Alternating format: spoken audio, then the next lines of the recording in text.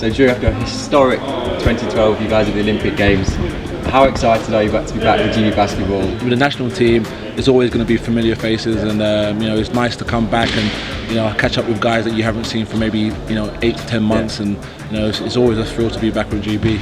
So camp must feel a lot different now. Obviously, there's a lot of new faces and a new coaching team.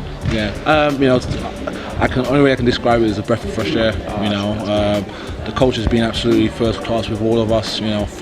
From the new guys to the veteran guys. He's extremely positive with what we're doing.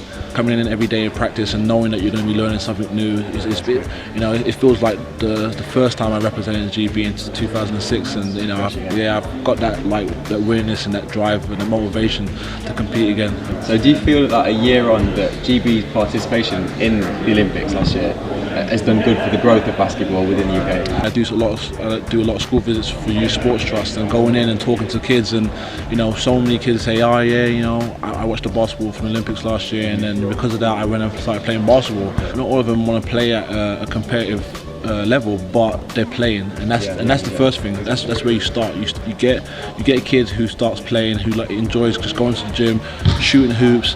And then you hopefully you find a few kids out of that group that you show a lot of potential. So in terms of the EuroBasket coming up, what would you see as a successful result?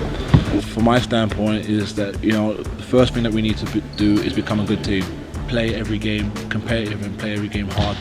And then you never know what happens. I'm a strong believer in that you build your own luck. So if we can do what we're supposed to do between now and then, and then we can go out and compete, and we'll just see what happens at the end of it.